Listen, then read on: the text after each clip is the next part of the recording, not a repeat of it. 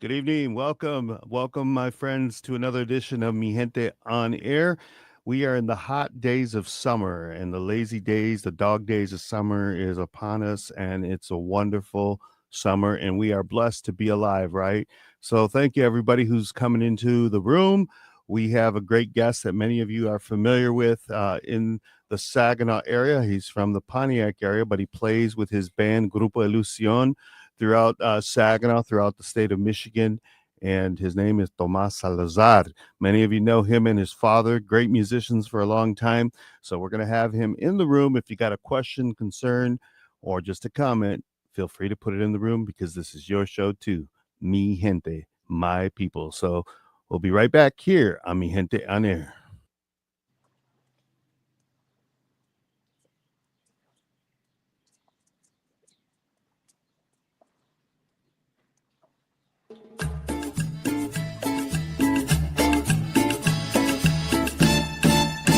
Welcome to Mi Gente on Air on 100.5 and 790 News Radio WSGW and online WSGW.com.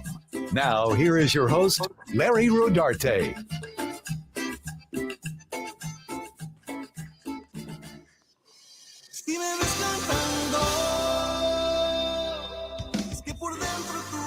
Welcome, my friends, to Mi Gente on Air. Buenos tardes. I am here in the Alpha Media Studios at WSGW 100.5 FM and 790 AM. And I want to welcome you to Mi Gente on Air as we are in the hot dog days of summer, as you say. And I've got a great guest because we're going to talk to a musician who has played throughout the Saginaw region many, many times, as well as throughout the state of Michigan. And he recently just played at the Royal Oak Taco Fest. He's with a group called Grupo Ilusion, and they're a family group that plays great Tejano Conjunto music. And his name is Tomas Salazar. Tomas, how are you? How's it going today, guys? Wow, look at you. You're out there in the summer heat, out there in the beach in the beautiful, pure Michigan weather, right? Pure Oh Michigan. yeah. Isn't it wonderful where we live that we can go to the lakes? It's just so close. What lake are you at right now, Tommy? Oh goodness gracious. Oh, was this Cass Lake? There in Pontiac? No, it's Waterford. We recently moved to Waterford. Actually in November. Okay. Well, Yeah. listen, Tommy, for my guests that may not be familiar with you, please tell me a little bit about your background and where you're from and where you evolved from. So yeah, I started when I was 4. I got my first drum set, and after you know playing drums as a kid for until I was 15, then I started playing with my dad and my uncles. And then we played for years. We actually, at that time, even at 15, I played in Saginaw, all over. Um, then wasn't until I was 23 I started playing the accordion, and I, even to this day, I'm still learning. So I got an accordion, started learning, and never thought I'd be doing that or even singing. You're pretty So much self-taught. yeah, singing and accordion. 'Cause I wasn't no singer. Still, I do my best, and um, and singing. I love singing. I love playing the accordion, and even now, I'm still a work in progress. So Nice, yeah. nice. Well, like I said, you come from a musical background family. Your father and your uncle, did they have a group? I know that there was your tia who had Patricia. Yes. Tell us a little bit about that because I know that there'll be listeners out there that will remember her band as well. Oh yes. My Thea Patty. They had a group with my grandfather and my dad, my uncles, which a handful of bands formed from that band, which was Cariño Musical. My abuelo was in the band, my dad, my tío Ruben, my tío Beto, and Tia Patty. And then there was Hector Martinez and George Guerrero, which they had Grupo Sensación. Oh, wow. Yes, and then and then there was other groups that came, after these guys moved on or whatnot. My Tia Patty still had her band, and then other bands still came from that band, and like we did as well. So when I was 15, I started playing the drums with my dad and my Theo Beto, and then my uncle Ruben played with us for a while, and we just kept going, kept until this day. Now I have sons, and they play. My second oldest has a band, and sometimes we try to get him to come with us. But he's got his own band, and they're doing well as well. Um, my What kind of youngest, what kind of music does he play? they play regional Mexican. They have two guitarras and a bass, Hmm. and man, these guys get down, and they're pretty much, they're transformed with with the times too, because the music's changed. And even for us, when we started, we was keyboards, more keyboards. It was maybe like 75-25, 75-45. Oh shoot. Well, we lost Tommy there for a minute, but it's really funny because when we talk about Cariño Musical and Sensación, those are bands from the 80s. I remember in the 80s and 90s. And so he hails from a musical family of with Tejano and Conjunto roots. And when he talks about the idea that the changing of the times, now his son is more with a band that's playing more regional Mexico. Tommy is going to have to probably kind of play that music more so than just the Tejano Conjunto. So we're going to try to get him back here on the screen on the show here, but we lost him for a moment, and probably somebody called in on his cell phone. But the musical scene here in the Saginaw area, I have always said that some of the bands that we do have in our area play as good as some of the bands down in Texas that they learn from. And, with the migrant trails of so many of our ancestors, our parents, grandparents, they came up here to the Saginaw and the Lansing Flint area, but their roots were Tejano. They were from Texas. And that's where they learned the musical styles with the accordion. And it's really something because the accordion, from what I understand, is has some German roots, believe it or not, and some polkas, and you hear those in those genre of music. You hear the accordion very much so, and so like now the conjuntos and the Tejano bands that are locally in Michigan, that's the lead singer usually, or somebody who is leading the band with that accordion, and that's the sound that we're so familiar with to dance to at the dances. And it's really a nice musical collaboration, especially when you have someone like Tommy, whose father and his son, and I mean, you're talking three generations of musicians that actually have that they're still playing after all these years. And like I said, Cariño Musical, that's a band, a group that I remember back from the 80s. And so Tommy's back here. Thanks for, I don't know what happened, but thanks for coming back. But how does it feel for you today? Because you've lived the musical scene since you were saying quite young, 15, and then Yeah. joined the group and started playing the accordion. How has the musical scene changed for you? Oh my goodness. Yeah. So, over the span of this year is our anniversary, 30 years. Um, I've been fortunate enough to play with one band. I've played and helped other bands here and there and stuff like that, but to be in our band and, you know, do the changes and do things we had to do to keep going. And then, there's been, you know, a lot of bands come and go.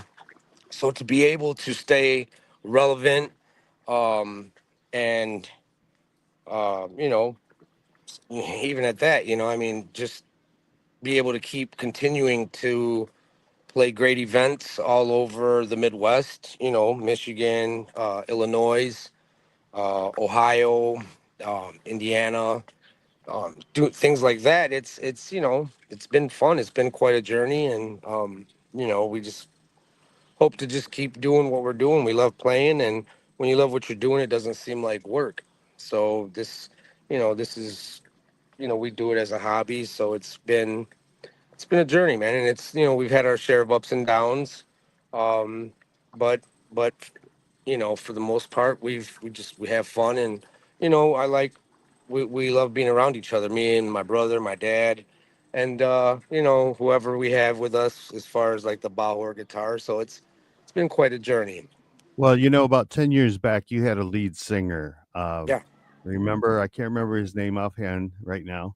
my Uh, compadre Pete. Pete, Pete the Heat, yes. And Yes. I remember you guys playing at like the Players Club, and you tore that place up, man.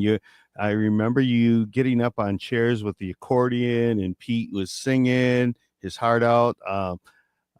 Mi Tesoro, I remember that, and he was phenomenal Oh singer. man, Pete, I just we've been kind of keeping in contact over the last couple weeks. We've been talking, um, and talking about doing some stuff together again. And man, I love Pete. And he's a family man. He's got his thing going on, but that's always going to be my brother.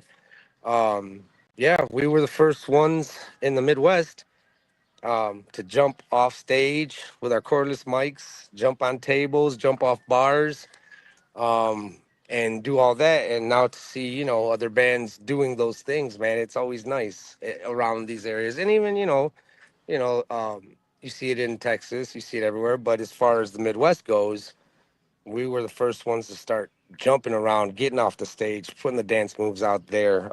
Obviously now we've aged a little bit, so we don't jump around and we don't move too much like we used to. But we still get the crowds going and get them dancing, and that's just as good. Well, Pete Solis, I remember, I heard that he misses singing, and he might make somewhat of a comeback with your band, and that would be really awesome because I know you really had the fans in Saginaw, and being that you guys were a band from Oakland County, that's really speaks volumes to your musicianship and the popularity of your band because you had a lot of fans and still do in Saginaw. But Yeah. my point is about bringing up Pete is the fact that Pete left the band. He wanted to get married and he had his children.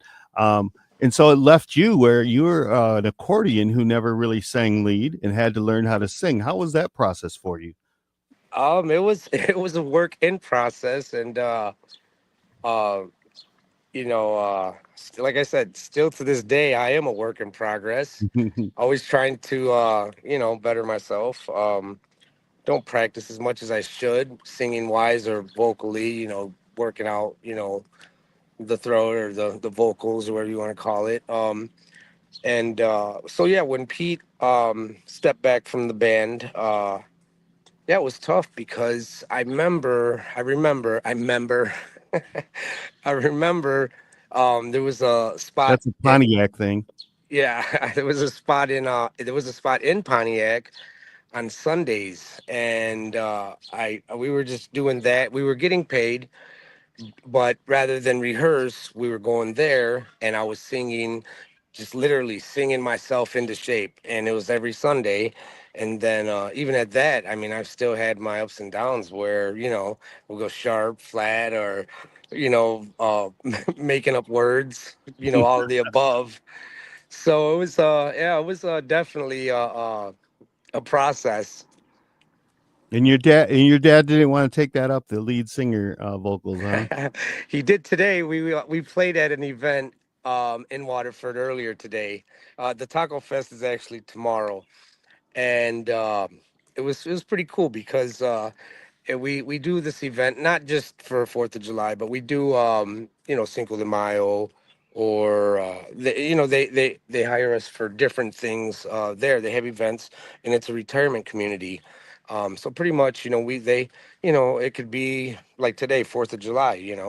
They wanted us in there, so we went in, and then my dad sang some Motown. We just kind of improvised, did some other things that we usually don't do. But we had fun, man, and we were laughing and smiling. I got, I had everybody there do the Pledge of Allegiance and sing the national anthem, which was kind of different, but it was cool. But we were all smiles. We had fun, and this was that went on earlier today. So yeah, Pops, he just didn't want to. he sings. He'll sing seconds and segunda, back up here and there, and but leads. I knew that I had to, in order to keep going, or have control or creative control of what we do, I had to make it happen with the vocals and Yeah. the accordion as well. Well, if you remember back probably close to 20, oh gosh, maybe 28 years ago, that was the first time I actually met you. And Wow. it was crazy. And I remember this because I remember a young singer came to Saginaw. We brought her, she was 14 years old. Her name was Jennifer Pena, Oh and yeah. we took her to Pontiac to the Lomalita as well. And it was an incredible event. And so that was the first time I remember meeting you. And gosh, how old were you in 1996? It was 96 or 97 because Yep. If as you're celebrating 30 years in the band, it was 1995. Mi Gente magazine started the same year. We're celebrating 30 years this year, publishing the publication, and that was part of what we were involved with was bringing Tejano groups to the area. And Jennifer Pena was with Q Productions, and she was also part of supposed to be the one who to follow Selena after Selena's passing in 1995. And Jennifer Pena was had a phenomenal career. She went into Mexican regional music as well. She married Obi Bermudez, another musician, and she ended up getting married and gave up her singing career and had 5 children. Well, guess what? She's back in 2025. She just released some new music, a single out just 2 weeks ago. It's called Wakala, and she's doing really great. And I think that she's got some really good music that's going to be coming out and trying to bring that genre of music back, the Tejano conjunto sound. So we're really happy with Jennifer Pena, and that was something that Tommy and I go way back, as well as at the Phoenix Center. There was always the Phoenix Center that had great festivals, and uh, they had all kinds of bands and musicians that came from around the area. So Tommy, the yeah. Loma Linda, way back 1996. I mean that's a long time ago now, and Oh so yeah. you and I have been friends for a long time. I remember I hired you when we brought in Michael Salgado for the Cinco de Mayo in 2009. Yeah. And remember that, how that went, because it was bringing back the Cinco de Mayo to Saginaw. We almost lost that festival and parade, I remember. And that's how I got actually involved with the Union Civic Americana. And I said, hey, let's bring a big Tejano act and let's save this. And we sold out the Dow Event Center Red Room with 600 people that day. We had to cut off ticket sales. There was no more room. And we had you playing as the opening band for Michael Salgado. Do you remember that? Oh yeah. Yeah. I can recall maybe a dozen of big shows we've done out there. I mean, Michael Salgado, Emilio Navaita. That was at the Adelante Awards. That was Yeah, awesome. that was Um, crazy that you guys were playing at that one too, with along with Question Mark and the Mysterians. Question Remember? Mark and Mysterians. Crazy story too. I was in the back around in the back dressing room, and I was looking for my dad and my brother. And I knocking on doors, and then Question Mark and the Mysterians open up, and they're like, "Hey," I'm like, "Hey," and I'm like, "Hey, what's going on?" I met them. They're like, "Come on in, man." So I went in the room. We hung out. We're chatting and stuff, and then so we're talking. We had a couple drinks, and so then my dad and my brother, they're looking for me because we're, prepping, getting ready, to perform. So my dad's around knocking around, and then Question Mark opens the door. My dad's like, "Hey, Question Mark, it's you." He's like, "I used to listen to all your music when I was a teenager." So next thing you know, we're all in there hanging out, and then everybody's looking for us before we had to go up. Yeah. Yeah, So and I remember I'm the one looking for you because then I ended up going there and go, "What are you doing? What are you doing in here? You're going to oh be up on goodness. stage." You didn't know that you were actually there with a legendary band, did you? Well, I mean, the reaction I gave was completely different from my dad's. 'Cause my dad was like, "Hey, Question Mark, it's you." And Yeah. then he came in and we were hanging out. My cousin Eric. We were all in there hanging out, and then it was, like, so these we had got a lot of pictures and the same thing. So we leave out of there, and then we walk down a little further. Next thing you know, we're hanging out with Emilio and Pete Barra from Emilio Nevada, which that's always a memory, because we're sitting here, around greatness, and we're like, all right, so Wow, Tommy, yeah. I gave you that opportunity because Oh, shortly plenty. after, unfortunately, Emilio passed away like within 2 years of that performance in Saginaw. He was suffering at that time from the accident that he had, Yes. and his young son Diego Navaida, and I can't remember the other one. They actually performed that night at the Adelante Awards with their dad, and now they're doing great things today. Yes, they sound great. Yeah, they really do. So, man, there's a lot of history, and I know that last year you got to warm up at the vault for Yeah, Elida Reina. That was awesome. This man. year, Yes. AJ Castillo. Man, Tommy, you owe me. Yeah, so even last year, we played with her at the Vault and Elida, which, I mean, we've performed with her in Ohio a couple years back, And and now then she's retiring this year, you yeah, know? so to be able to have these things on, checked off my bucket list, is always a blessing, and then the experience, to get to see the showmanship and the musicianship that they, put out there, interacting with them, playing with Elida at the Vault, well, was it the Jolt and the Volt? the Jolt and the Vault, yes. Okay, so the Jolt, or wait a minute, the Volt is the hall, right? The Right. Yes. Okay, and then the Jolt. So playing with her at the Jolt, me and you got to get some pics and talk with her beforehand, right when she was coming in. And Yeah. then when we went to the hall, we had that downtime for about, a good, hour or two. And, to sit in the green room with her and chat for, a good 45 minutes, man. I mean, was awesome because, She's you a just, legend. She's also a legend, you know? She really is. yes. Oh my goodness. Yeah. So And just to be, she will go down in history as I think the female, along with Selena, that has really influenced Tejano music. And she wrote all her songs, most of her songs. So it's really something. Tommy, we're gonna go into commercial. We'll be right back. We're talking with Tomas Salazar from Grupo Ilusion de Pontiac, Michigan. We'll be right back. No te vayas.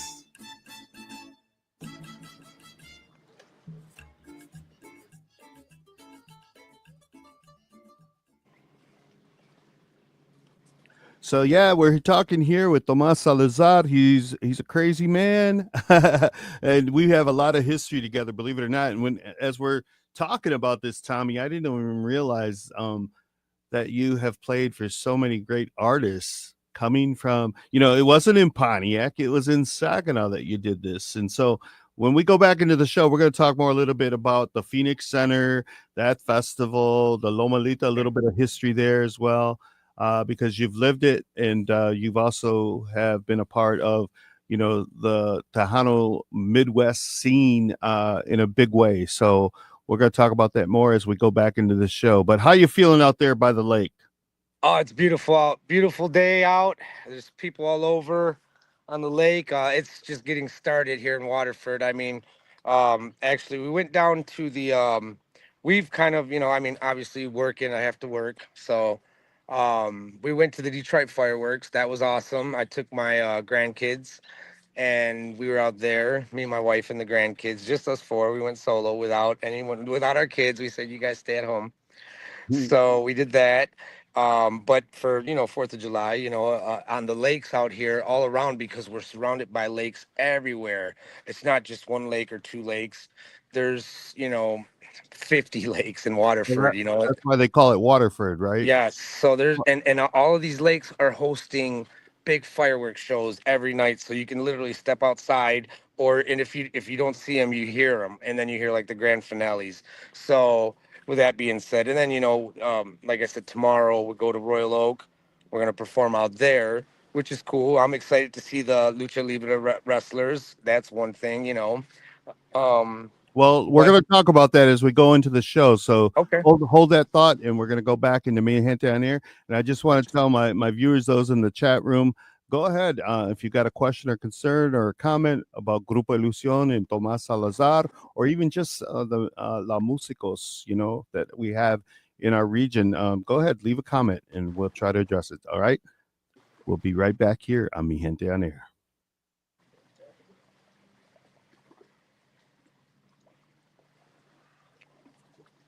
Uh, Arizona iced tea.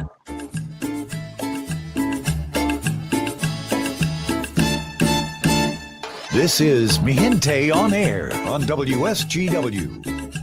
So, welcome back. Welcome back. Thank you for being with me here today on Mi Gente on Air as we celebrate Latino culture, concerns, and contributions. And we have surely a lot in our Great Lakes Bay region as well as throughout the state of Michigan. And today I'm talking with a musician who has been playing and celebrating 30 years in the business in the genre of Tejano Conjunto. His name is Tomas Salazar. He's from Pontiac, Michigan. He's really well known within the Saginaw area of Latinos. They go to his dances where Grupo Ilusion is playing. That's his band, and he has a lot to share with what he does as a musician. So, Tommy, what's the Royal Oak Taco Fest like? That's what I want to know, because you guys have been really fortunate to play the last several years and as well as this year. And I know it's like a huge event with a lot of people, and I'm really surprised at how many people go. I mean, it's the hub of Detroit Yeah, metropolitan area. So tell me a yeah. little bit about that. There's definitely a lot of diversity there. So you're not just playing for, um, Latinos, Mexicanos, all of the above. You're getting every culture there, um, and so to be able to do that and bring our music, our culture and our music, not just to the Taco Fest, because the promoter who does that also does the Winter Blast and the which is a show in the winter time, and then they do the Arts Beats and Eats, and then they do the Harvest Fest. So the Taco Fest is, obviously tacos, they come from us, the best cooks in the world, and then to be the Arts Beats and Eats as well, you're getting these uh, different cultures that we get to open up our music and our culture to a wider audience, and to be able to open these doors is groundbreaking, and to be able to do this and also open the doors for other bands. I mean, that's what it's about. So like, to be able to do that, it's awesome to be able to showcase our culture and our music. That's, I mean, you know Doesn't your son also get to play there? yes, he does. Well, he hasn't played there yet. If he plays there, then they'll probably kick us out. Yeah, yeah. So, Well, but it's really nice to see that Royal Oak does a taco fest. Canterbury does a beautiful taco fest as well. yes, Uh, yes. Eastern Market is huge with the taco fest, and that's one of the things I felt it was really important that the Unión Cívica Mexicana here in Saginaw got behind the idea of putting a taco fest here in Saginaw. And so, as Latinos, we are putting on this festival and inviting the great culinary food truck owners that grind in and day out. And we have a pretty big crowd as well, and it's growing. And maybe you and I can talk about a Grupo Ilusion playing for Taco Fest this year, Oh, September 13th. definitely. It's always and whenever we come to Saginaw, we always have a great time. So to be able to have that working relationship with you and other promoters is always a blessing. And then, for the promoters that don't know, eventually they'll figure it out, get it going, guys. Let's just keep things going and keep pushing. Don't ever give up, and like, same thing with musicals. It's sometimes it can be tough, but if you stay positive and have fun with you're doing with what you're doing, you know there's no limit to what you can do. Well, So you organized an event last year at the Unión Cívica Mexicana. You were going throughout the different areas in the states that have Tejano dances and all, and you have great relationship. It seems like with the different musicos in the area. Tell me a little bit about that. yeah, that was awesome. We did well. We want to do that again. all the musicos that I've reached out to thus far, when we did that, and I thought, I knew, that it was going to be tough, but I thought, okay, there's 40 something bands in the Midwest, something like that. I did count. I counted all the bands in Toledo or in Ohio, counted the bands throughout Michigan, counted bands, Illinois. I just, I was counting, and I'm like, man, there's a lot of bands. So I'm thinking, and I'm checking because I've done a lot of shows with a lot of the bands from around here as well. And I'm thinking, all right, it's going to be tough. I know I'm going to get turned down. And I think pretty much every call I've made right off the first call, everybody was in. Everybody was all, all a go. And to the bands that were all there last year, I mean, they were just great to work with, and there was no, you know, no competing, or or no jealousy or any of those things that sometimes that we deal with as musicals. So to be able to do that, and then bring that to the people, that was groundbreaking, and that's something that we'd like to keep doing. Obviously it's a lot of work, but hey, let's see what the future holds. And we'll do it again out in Saginaw.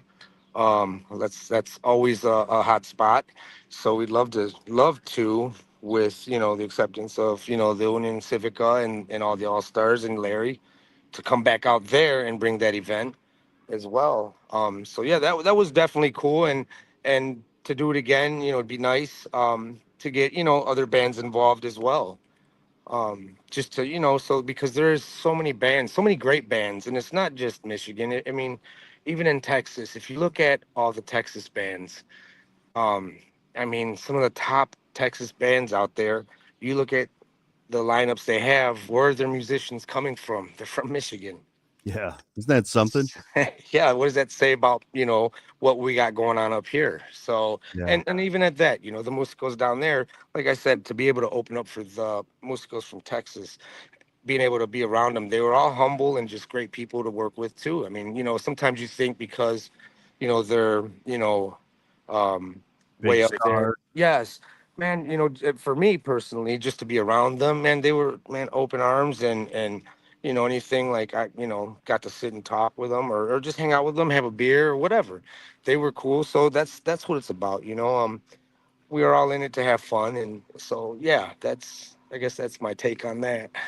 Well, you're from Pontiac area, and Pontiac is going through a great transformation, I think, right now. They are demolishing the Phoenix Center downtown, I Oh yeah. understand. Yeah, And that it's has such a history with putting on one of the big festivals back in the day where many Latino musicians and bands came and played. And for whatever reason that stopped. But that was one of the festivals that I really looked to every year. yeah. We used to advertise it in Mi Gente magazine, and it kind of set the ground, I think, for so many of the different festivals in the state of Michigan, because they really brought in the vendors and the musicians, like I say, and it was just a really nice event. And then everybody would pretty much go over to the Lomelita, which was kind of the sister organization to the Union Civica Mexicana in Saginaw. And so, I really miss that festival, and I hope that downtown Pontiac will have somewhat of a revival, that you will see some type of facility that will really bring those types of festivals back to the Pontiac region. So, do you remember those festivals, Tommy?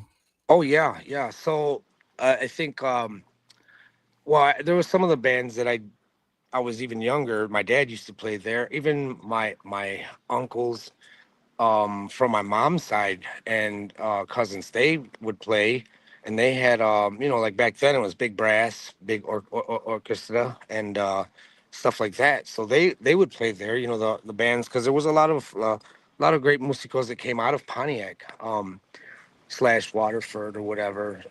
But yeah, the Phoenix Center, the Loma. I think I remember when I was a kid, Tropa F played there.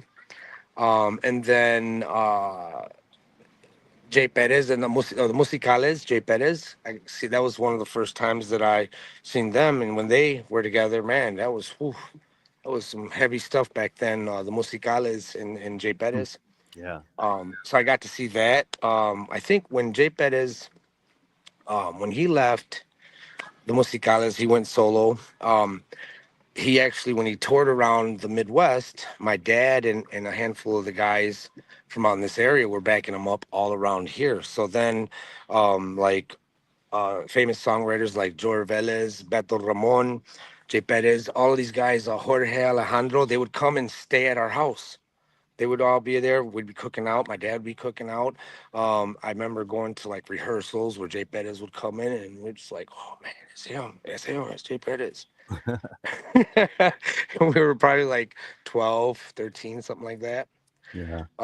Maybe even younger. I just found some old photos with like me as a kid with Jay Perez and like I said, the other guys, Beto Ramon, who wrote I mean, a ton of hits for everybody. Joe Lopez, Mas, all of them guys, Jimmy Gonzalez.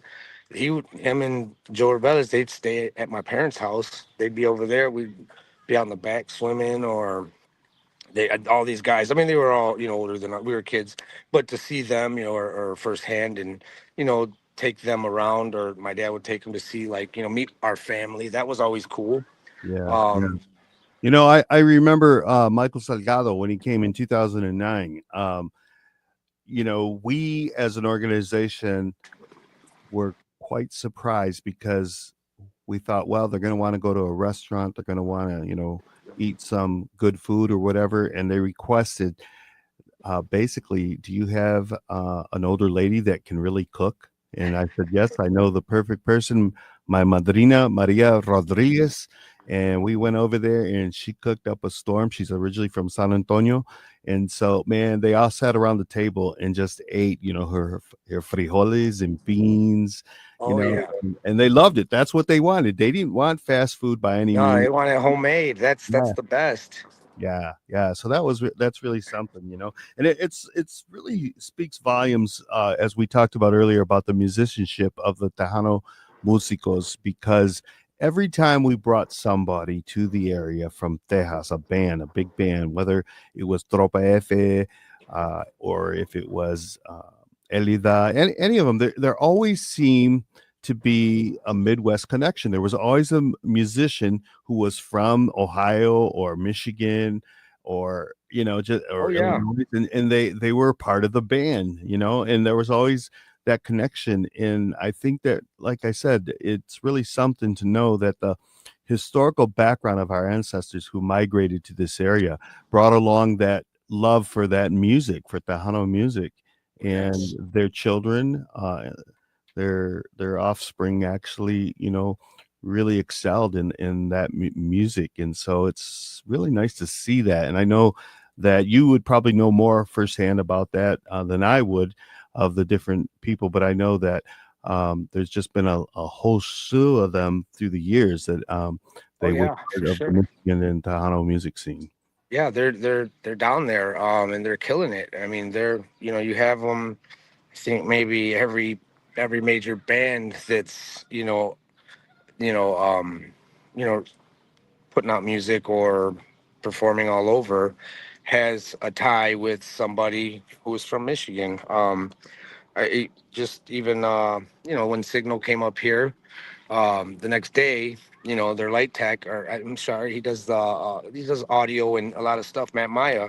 So Matt, to be yeah, able to sit and chat with him next day, we went out to breakfast, and then we rode back to Waterford together. So you got that, and then you got Aaron Holler from Pontiac, John McGraw, Adrian, my homie Javier Jimenez. He just moved out there. Um, Chris Hernandez, who's playing with Sonny Salceda. I mean, I can name, and a lot of these guys that I've been fortunate enough to play with, all of these same guys that are playing with the bands down there in Texas, one way or another. Yeah, so yeah. that's pretty awesome. Yeah, that's really a nice, to look back and to see that is, awesome that if you really think about it, and I know that like even Champ Garcia from Saginaw played with Jay Champs Petty. play with Jay Perez. Yeah. Mhm. Yeah, Um, so so that's that's really something, But You, I remember the Lomelita back in the day. You'd walk downstairs, and they had a bar area, and yeah, I yeah, remember they had a bunch of the old queens. Well, I shouldn't yeah. say old queens. Please forgive me, everybody, for hearing that. The past queens, they were all up there, many of them through the 60s, 70s, 80s, just like the Union Civica. And that's why I say, back in those days, they were the sister organizations that were, promoting their Yeah. culture and history, as well as fighting for civil rights for the people. And Pontiac was always a city that seemed to be very similar to Saginaw. And then I would say probably in the late 90s, there was just this rush of immigrants that came to the Pontiac area. And you still see that influence today in just the food, the Oh culinary yeah, yeah. aspects in Pontiac. Some of the restaurants like El Miguel there on is it Walton? Yeah, they are a delicious restaurant of foods, and the food trucks in that area. It's a different vibe, say, than Saginaw, and I have to admit, it is a little more authentic. And I think that is because of the influx of those immigrants. And so, how does that play out for you, Tommy, in the culture that we have today with what's going on with the LA raids and the Trump administration? What is your feeling about that? Um, I don't well, want to put you on the spot, but I just kind of want to know. no, no, no, no, that's fine. But first, before that, we'll touch back. When you said about the queens, my mom was actually a queen at the Loma. Get out. Yes, yes, I have a picture of my mom, and her picture was on the wall, and then I have because I'm not sure. I think she had a few of them because for family and stuff. So I have one as well of my mom. She was a queen at the Loma. So that was cool. And as far as like um things going on right now, it's tough. It's always tough. I mean it's like it's kind of, I mean, beside like the what's going on with like ice and all that, it's not cool, because we are native to the country, Mexican Americans, and a lot of us were, before us, ancestors were already here, planted right in, um, you know, um, the United States. So it's a sticky subject. I don't like what I see, and um, it's like I said, it's tough, and I feel for some of these families that are going through these things. And um, goodness gracious, I mean, we could go on all night about.